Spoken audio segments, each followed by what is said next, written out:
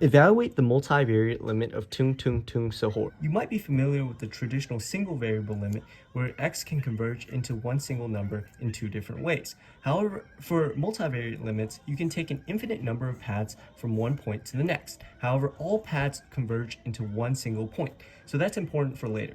Knowing that, we can kind of just factor out the tungs over here and then factor out one Sahor over here, so then we can get an easier limit to evaluate. So we got limit of tung over Sahor.